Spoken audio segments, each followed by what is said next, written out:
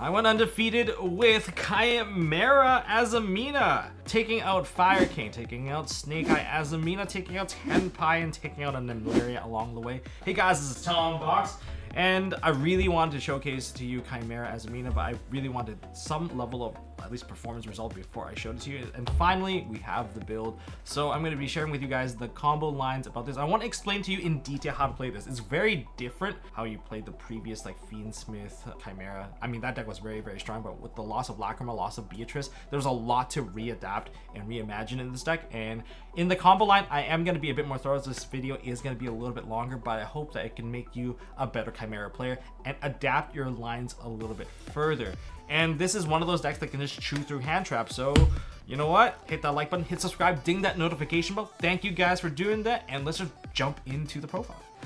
Okay, so this is the main deck lineup here. We have triple Diabellstar, triple Nightmare Apprentice, and triple Gazelle. These are your key starters of the deck. Without these, you don't have a deck. This is still technically a 2-card combo deck.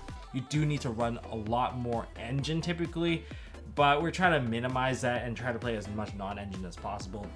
And my choice and my route is to condense it to as close as 40 as possible. But like this deck, I really want to kind of shrink it down. So that's why the Mirror Sword Knight's at 2, the Kotal's at 2, because you don't need to duplicate some of these names. And Mirror Sword Knight, you're just going to dump it into the graveyard for the most part.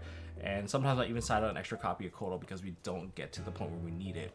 Now, one of the most important package would be the Fiendsmith package. Of course, this is the Chimera version, which is the Evil Hero Dusted Gold and the Sinister Necrom. Even a normal summon of Dusted Gold will lead to Desiree, or just 2 additional bodies for you to play with. And then there's the Engraver and the Lacrima, because that's what we need. We do not need the track, we do not need the Lurie. Those are kind of bricky, to be honest, so that's no longer necessary. As for the other monsters, we have, of course, one Diabellsay, one Baphomet, and one of my personal choices would be to play the Master Tau. Of course, a lot of people choose to cut out the Master Tau. They rather use Cross Sheep to kind of bridge out some of the stuff out of the graveyard, and Diabellsay can special summon herself back out because we're playing Sinful Spoil cards. And when Sinful Spoils are in the graveyard, you can just special summon Diabellsay anyways with a direct search. But the reason why I'm choosing to play the Master Tau is because all of the Azamina monsters that are the fusion monsters, they are illusions, and Master Tau can revive them. So under certain circumstances, aside from if you only just open just the Chimera line where you can still get the quick 1-card OTK, this card can facilitate reviving your Silveria after your opponent forced you to use it, essentially wasting their card. And that's where I find it to be most useful, because like, oh surprise, all of a sudden the Omni Negate is back and you wasted your hand trap to deal with it. Honestly, one of the weird things I've been doing a lot to people, and they find it to be very annoying. A lot of people expect that the Silveria trade is just like, oh, just for the turn, but yeah, you can just Master Tau it back, which is also quite fun. And even if your opponent banishes your monsters, just remember that you can revive a lot of those cards simply by just using Baphomet's graveyard effect to put them back onto the field and keeping your Hallowed Azamina alive. Anyways, I'm kind of jumping ahead of myself here. Looking into some of the other parts of the main deck, we have Sinful Spoils of Slumber, Morian. This is a special summon monster, Book of Moon, but the key part here is that it's a Sinful Spoil name, so Witch can search it, Moonrose can search it, and when it gets sent to the graveyard, as long as you control an illusion that's level 5 or higher, you can just set it back onto the field. It does banish itself, but being banished, you can also use Wanted to put it back into the deck and reset it and kind of keep this whole Book of Moon loop going. And that, like, booking something face down, that's honestly a really, really good disruption, because a lot of people just, they go into the extra deck and they need that face up monster. Yeah, so this card is very, very key because it pays a lot of cost. So many cards can be sent to the graveyard without any worry, and even Nightmare Apprentice can send it to the graveyard, and even that can reset it back onto the field. So that's really easy. Aside from that, triple Furwas, triple Imperm, triple Ash, and 1 Veiler for now. We're going to increase the Veiler count later on and aside the remaining 2 Veilers just because I want more disruption, but just to keep the package a little bit small, and Veiler's the one that's kind of the odd one out because it's hard to fuse with it. A lot of the other monsters in this deck, they can just overlap in terms of fusion material. And then we have triple Wanted, double Deception. You can play the third if you want, but I had to choose to cut that one down because that's the one that bridges it the least and most likely get disrupted. But there's tons of things that you can send to the graveyard for cost and it'll be okay. Like, you know, Necrom, now you do a Fiendsmith line, so you can burn a lot of hand traps before you even establish your first normal summon, which is very key. You want to overload your opponent so that they can't interrupt with you when you're getting to your actual true line, which is the Chimera stuff. And then triple Chimera fusion, Hallowed Azamina, and one call by the grave. Certain hand traps you just have to eat. One thing to note about Chimera fusion, unfortunately, we just can't fuse the Veiler unless it's just for like Magnum the Reliever or the Guardian Chimera. Yeah, well, after in the next set, well, you know, Sinful Spoil of the White Forest, then we can start fusing away these guys, and that's when this deck gets really, really strong. Truly, just becoming, you know, moving towards the 1-card combo. But if you want to play it in this current format, it helps you build a solid foundation. That's why I'm playing it right now, and I still love this deck. And here's the extra deck. So the 3 cards here, they're the Azamina lineup. We have Azamina Murasialgo, Sol Eric Sixton, and we have the Ilia Sylvia. Very powerful stuff. Of course, this one being your starter. This is your toolbox, the removal, and this is your Omni Negate. And aside from that, Chaos Angel is very important to the point where I couldn't even fit space for the Maua Regina, because Maua Regina would be another really useful monster to just revive out your illusions. However, it's too easy to make this card, and with the Fiendsmith package, when you go into Lacrima dumping the engraver, yes, you can quite easily just set up a Chaos Angel just on that alone, but these are the 6s that are dark, and Lacrima is the 4 that is light, and therefore you can use that to use Chaos Angel to kind of bridge into something a bit more useful. It's not like you're going to see Nib very often right now, but still it's very good to create a light dark Chaos Angel on the board against your opponent. And then because you have the engraver left over, you can still make a sequence into the Desiree, so you'll have Chaos Angel and a Desiree. So it's a Desiree that cannot be destroyed by battle for 1, and yeah, it gets pretty nasty. As for the Fiendsmith package, we have Sequence, Requiem, Moon of the Closed Heaven, and of course Desiree. Moon of the Closed Heaven, originally I cut this card out and I tried it out. Let me just tell you that that's a very incorrect move, because there are lines where you just have 2 generic monsters and you have not fully bridged into your Fiendsmith cards yet, and therefore just having this allows you to have that easy access to bridge into Fiendsmith.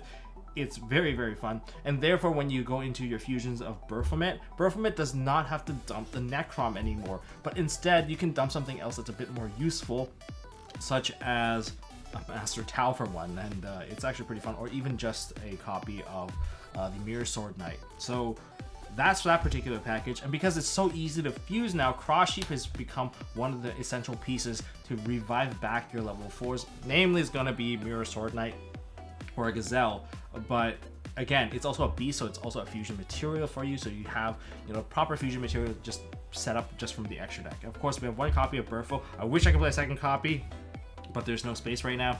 Chimera King of Phantom Beast, of course, our 1-shot killer, and then there's the Guardian Chimera and the Magnum the Reliever, which also bridges into Fiendsmith in the case that you need it. Guys, before I get into the combos, check out MSTmerch.com. MSTmerch.com, we've got your one-stop shop for all your tournament essentials to all your card game accessory needs. Whether it be the nostalgic Carbon series, that lovely smooth shuffle feeling with a smooth back, or if you want textured back, that's going to be coming in the near future with our Graphite series, just so that we can be a bit more inclusive to people that want a little bit more grip on the back of their sleeves. And of course, if you want to protect your, your foil sleeves, sleeves that you collect, then we've got the Oversleeve series for you. Whether you want to be matte back or smooth, we got that covered for you. And if you want to sort your collection over the holidays, Thanksgiving coming up, and maybe even into Christmas, and you want to sort your massive collection, the Boxer dividers are there for you. And it's just wonderful stuff that, yeah, if you guys want to sort out your collection as well, then check that out at MSTmerch.com. Check it out, MSTmerch.com. And of course, this isn't an MST.TV video without me doing a bunch of combos. So I'm going to be doing 3 combos for you guys. One, the Everything combo, where you have both the Black Witch and the Apprentice. And then we're going to start taking away pieces in the next 2, where we take away the Wanted. Maybe we just have Deception. And what if we only have Gazelle and not Nightmare Apprentice? Does that make a difference? We're going to explore those lines. And as we explore them, I'm going to explain different alternative routes, depending on what you have in your hand, so that you can rework your combo or make your combos even stronger. So we're just going to go with the generic 2.5. This is stuff that you want to see, and luckily both of these lines function perfectly individually. So even if one line gets hit completely, the other line could usually just function on its own, and that's what's so great about these combos. And the feature MST item from an MST merch store is going to be the NFT red frame sleeves. This is the V2, and it frames it, and this is an oversleeve, or rather oversleeve size, and so again fit your other stuff to put in your binder. Anyways, moving on. Starting off, we have to play Wanted. Wanted will get us the Witch.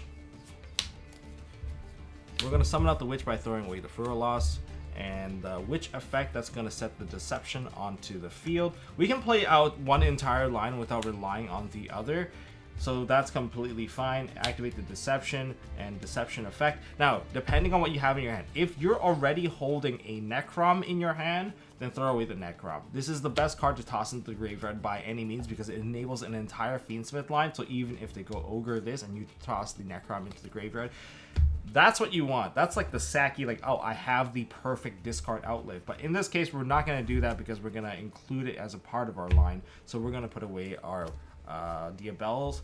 And Diabelle is going to lead into our Hallowed Azamina. You can essentially just play out the Hallowed Azamina here, unless you want to bait your opponent into the Witch's Apprentice instead, or the Nightmare Apprentice. So we're going to activate the Hallowed Azamina, reveal to the opponent the Mu Rasialgo, okay, and send away the Deception, summon out the Mu Rasialgo. Rasialgo's effect is going to activate, adding an Azamina or Sinful Spoil. We're going to choose to get the Sinful Spoil of Slumber. In the case that you did not start with Wanted and you did not start with the Witch, say you start with Deception, then you go for Wanted. Wanted to set this card onto the field, so you can reroute your lines much like a Snake Eye deck. And we're going to go for the Morian. What's so great about Morian? Because it resets itself as long as you control an illusion monster that's level 5 or higher. That's why we want the card. And it can be resent to the graveyard for the second time we activate the Hallowed Azamina. Now, at this point, we're still going to summon out the Nightmare Apprentice. We're not sending this card because if you send it and reset it, it banishes when it leaves the field. Even if it gets banished, it's okay for every purpose except for Hallowed Azamina, because Hallowed Azamina, the Sinful Spoil cards need to hit the graveyard, otherwise nothing happens, and that part really sucks, and therefore you won't be able to get your Sylvia on board, and so you can't send this card, so you have to send something else. In this case, I'll send myself a Veiler, okay, and we're going to summon out the Nightmare Apprentice. Nightmare Apprentice effect, that's going to grab the Kotal, and we're going to load the graveyard with Kotal and Mirror Sword Knight. There's an alternative line where you search straight into the Gazelle. If you want to go for an OTK line, then you don't search the Mirror Sword Knight here. You dump it into the graveyard instead and revive it with Cross Sheep so that you can get that OTK with the big Chimera. But we're building board in this instance, so we're going to be adding the Mirror Sword Knight so that we have a follow-up for the opposing turn. So we get into the Mirror Sword Knight, and this is like going to be a normal summon, and then we're going to send that into the graveyard, and we're going to summon out the Gazelle. So that has been activated, distributed for the Gazelle effect, and we're going to go for Chimera Fusion. One additional thing I want to point out about Chimera Fusion is that if you do have Chimera Fusion already in your hand and a fiend-based monster, then the Azamina monster that gets summoned out, if their opponent tries to imperm, Chimera Fusion automatically becomes an imperm dodge for you. And 9 times out of 10, someone's going to attempt to negate the Rasialgo, because the Rasialgo gives you so much advantage that they are always going to gravitate towards that. Chimera Fusion is just like one additional step that you get to use for this particular deck to dodge. Most of the other Snake Eye decks cannot dodge away this effect. They have to use Cross Out, which is a little bit harder. So anyways, you get the Chimera Fusion here. And now we are going to play the Chimera Fusion. We're going to fuse away the Gazelle and the Azamina, being a beast and illusion, going into our one copy of the Baphomet. Chainlink 1, Chainlink 2. Chainlink 2 is going to be the Gazelle. That's going to be adding to our hand directly the Diabelles. And there's going to be Baphomet sending a card into the graveyard. That's going to be the Necrom. This would be the point where you would throw the Mirror Sword Knight if you didn't start with the Mirror Sword Knight, because you can find ways to actually reroute that combo. And instead of going into Cross Sheep early, you kind of go into your Fiendsmith line to kind of enable that. Now, at this point, we have played our Chimera Fusion. We're at this particular junction. First of all, let's just get the Azamina stuff out of the way. So we're going to put the rest of the Yugioh back by activating the Hallowed Azamina in the graveyard. So this goes back into the extra deck, and we get Hallowed Azamina. And to establish the Omni Negate early, we can just go for Hallowed Azamina, and we're summoning out the Sylvia by sending away the Morian. And this gets summoned right here. I think this one's okay because we do remove ourselves. One thing I want to point out about the Morian, depending on how your lines start, is that you don't really want to add this card back to the field. You don't reset it back onto the field if you don't have your Deception. Sometimes you activated your Wanted to shuffle back the Deception. Okay, that's fine. But then you're going to have to be very careful of when you put back the Morian. This should come back onto the field at the very end, just so that you have a name for Diabelles. But since we have Wanted, we can just special summon out this card and insulate ourselves from any further trouble. Okay, so that puts a lot of stuff onto the field, and we can add back our Chimera Fusion as well because we have ourselves Baphomet. So yeah, all the stuff is kind of coming back for free, and we can just reset the Morian because we already have the Diabelles on the field. So I'm going to leave this card face up so we can see it. So we can activate, put it back onto the field. This gets banished when it leaves the field, which is why we're going to leave the Wanted in the graveyard rather than shuffling back to draw an additional card, because the Wanted can take the banished Sinful Spoil Morian and put it back into the deck after we used it, so you can keep this Book of Moon loop going. Now, next, we're going to take our Nightmare Apprentice and our Baphomet, and we are going to link them away into Cross Sheep. Alright, we're setting ourselves up to revive one of our monsters. So Cross Sheep has been summoned. We're going to activate the Evil Hero Necrom, and that's going to summon back our Adusted Gold from the deck. Adusted Gold is a 1-card Fiendsmith combo, so essentially Adusted Gold is acting as Lurie in this particular case, summoning into our Requiem effect, summons out our Lacrima. Lacrima effect, we're going to put the Engraver into the graveyard. So there's a lot that you can do here. Like, you can go for, if you didn't go for Cross Sheep at this particular point, which is fine too, you would have the Apprentice somehow on the board, and as well, on top of that, we also have Baphomet. If you wanted to do this particular play, it could look like this instead, because none of the other parts really mattered. And if you want to go into a more offensive line, you would take the Lacrima and the Nightmare Apprentice and use that to go into Chaos Angel, which is another fantastic play if you want to go down that route. And you still haven't used Engraver, so you can use the Engraver plus the Baphomet to go into your Fiendsmith line, because you can still go into Sequence, and you'll have 3 Light Fiends to go into Desiree. So that's unkillable Desiree, essentially. But anyways, we already went into our Cross Sheep in this instance, so we're apparently right here. Activate the Fiendsmith Engraver by putting back, not Requiem, sorry, let's put back our Adusted Gold, just because it doesn't really matter, but you should be trying to put back Adusted Gold more often than not. And this goes to the bottom. Now we have this. Now we can continue and move on, and we're going to link summon into Sequence. Sequence effect, here's your 1, here's your 2, and here's your number 3. This time you have to make sure you leave an arrow space just for this instance.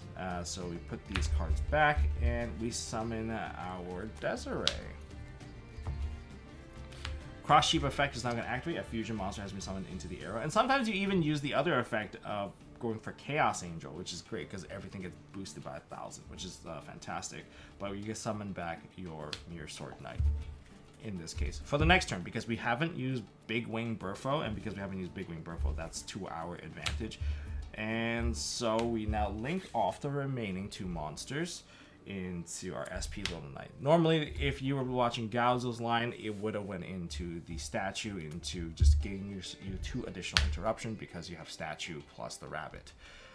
Now we activate the Fiendsmith Sequence, equip it onto the Desiree, set the Chimera Fusion because we added it back earlier on, and during the end phase, of course, our Deception is going to reset itself back onto the field, giving you a lot of stuff to play with. And if you want to, if you have an imperm, any additional hand traps, that's just extra bonus. But for what we have for this purpose, we have SP removal, we have Forcing Set, we have Omni Negate 1, Omni Negate 2, Book of Moon, follow up into Fusion. That means you have access to Guardian Chimera for a double pop, or if you want to enable your Graveyard Negation, if you need more negation, then you can just fuse into one of the Chimera names. That's what we have here. So that's the I guess, the fundamental of what you want to achieve on the opening play.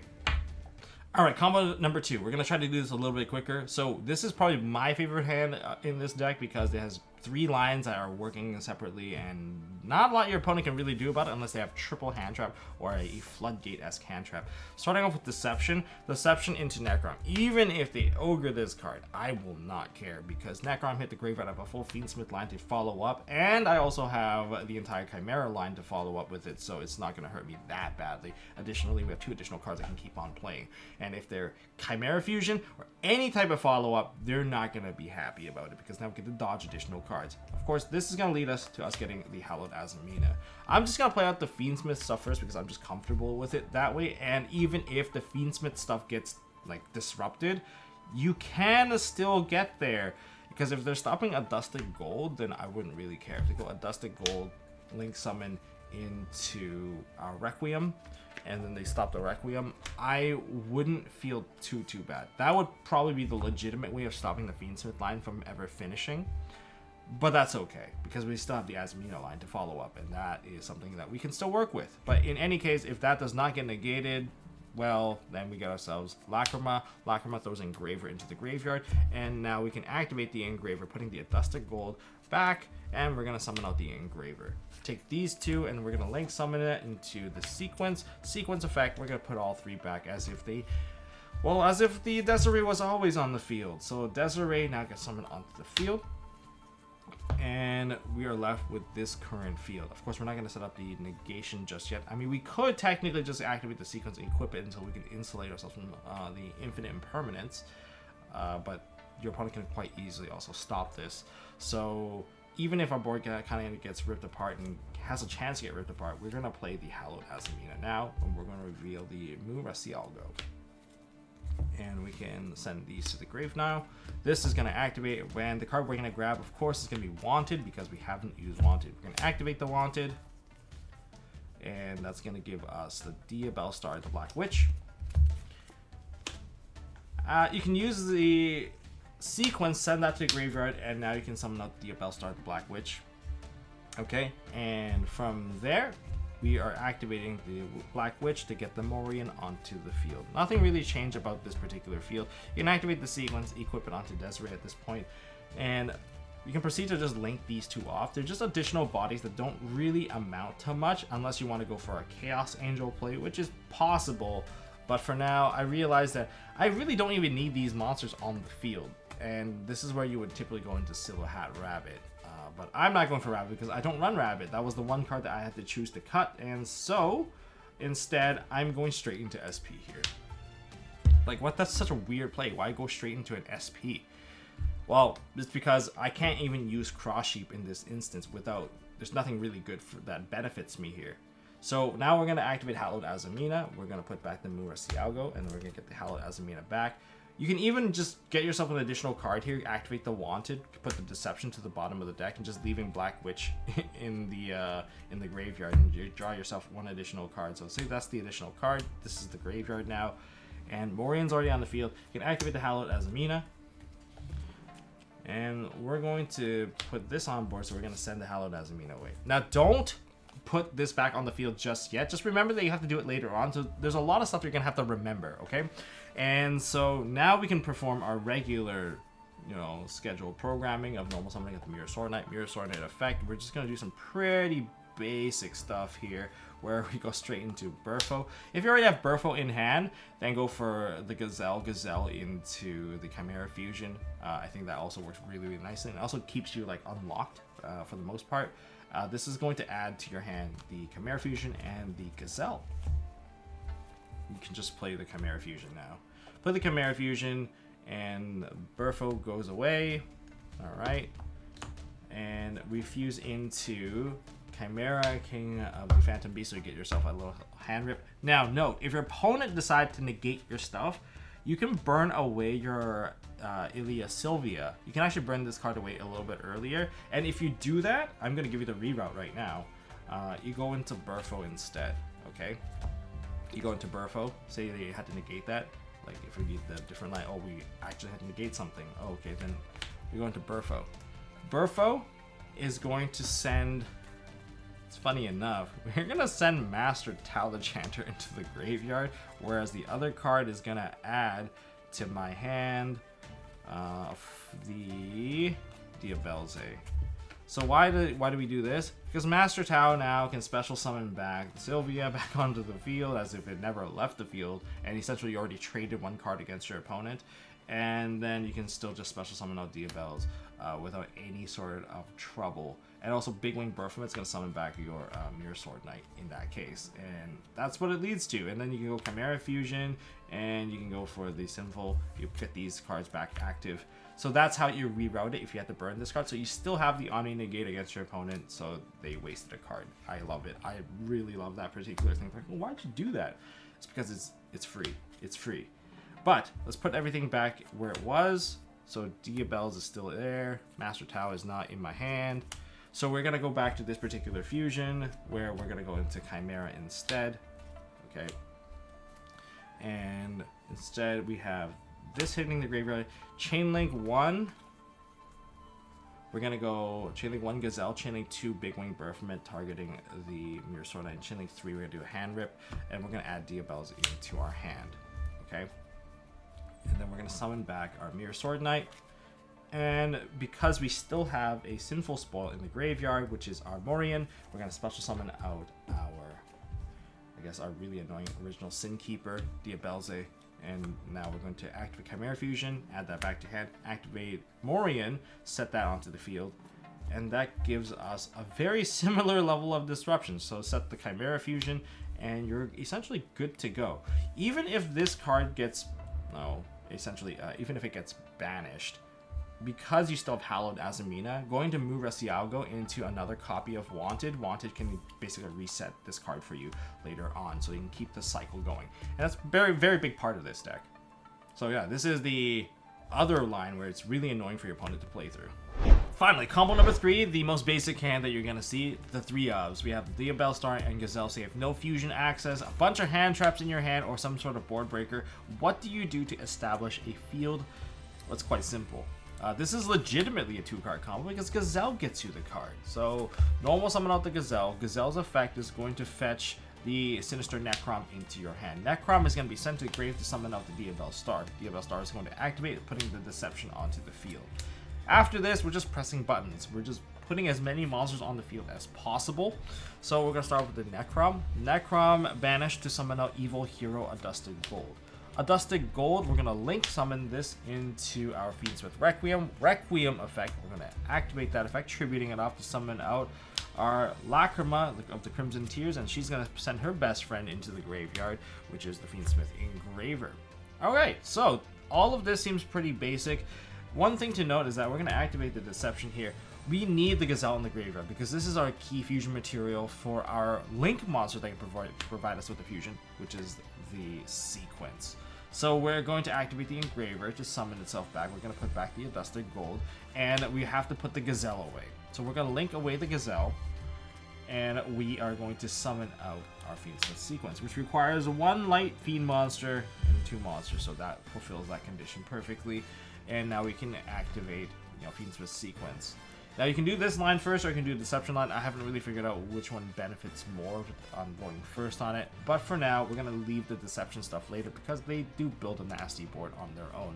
So, Sequence effect, we're going to put back the Engraver and Gazelle. And it has to be these two. It's actually better that it's these two because you can still follow up with Lacrima with Requiem on the turn after to give you the Desiree setup on the opponent's turn, which is also quite nice. So, putting these two back, and we're going to summon out into our Berthamit.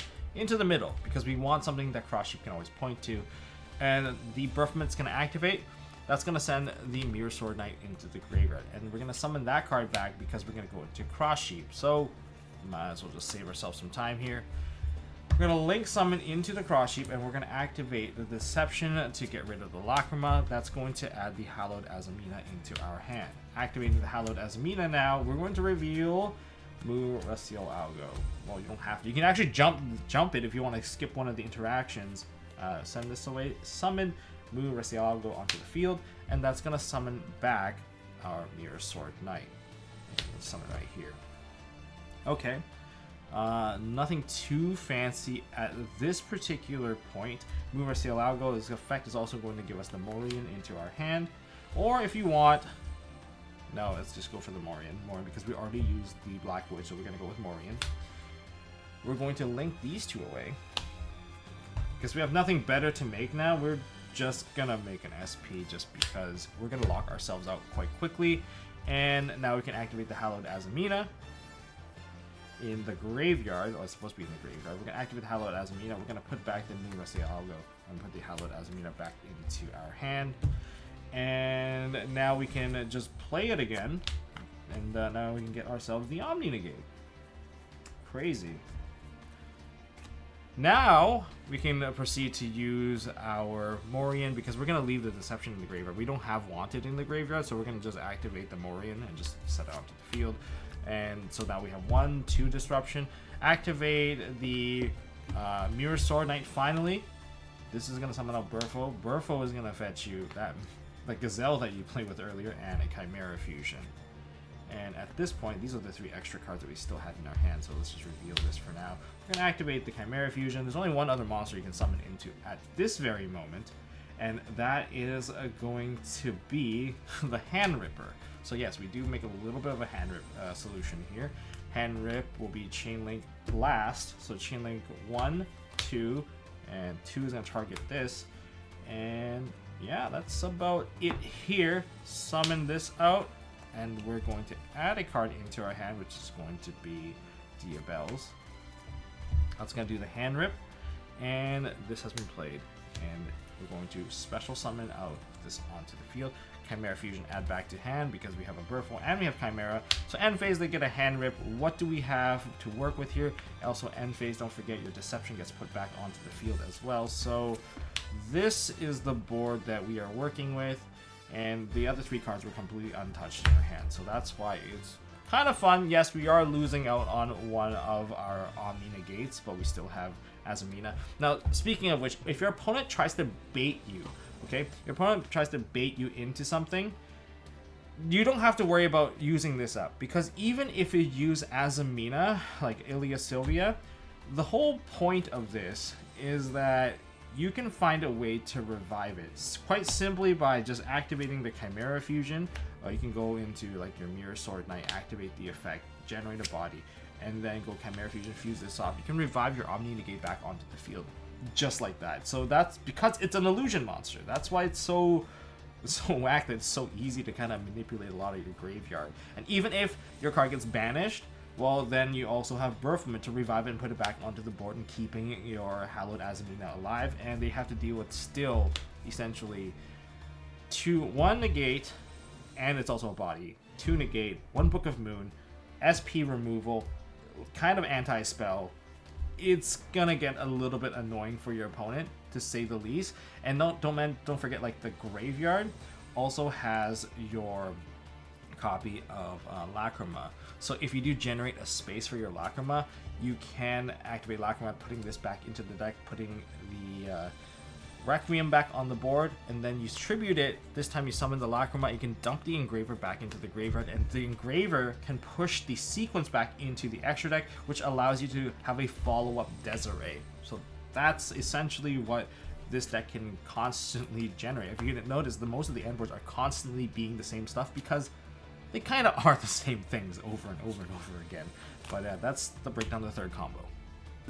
And that's all I got for this video, guys. Hopefully you guys enjoyed this video. Of course, I love this deck. It's always one of those decks I'm going to go back to, just like ABC, and I'm glad that this is actually competitively viable now. It took a long time. I had to take quite a few L's. Like, sometimes I'm missing like cards in the extra deck. Oh, I didn't play a certain line. This extra deck is so tight to the point that I'm very comfortable with it, where it does give me access to basically every toolbox I'll ever need. And yeah, you can just play a hand trap package, you can play a board breaker package, choose whatever package that makes you comfortable. That's all I got for this one. Check out MSTmerch.com for some awesome MST stuff and help support the channel. Holidays are coming up, so you guys want to sort your stuff, maybe sleeve up your deck. Well, MST Merch got you covered. Thanks for watching, and I will see you all in the next one. Hit like, subscribe, and that notification bell, and I'll see you all in the next one.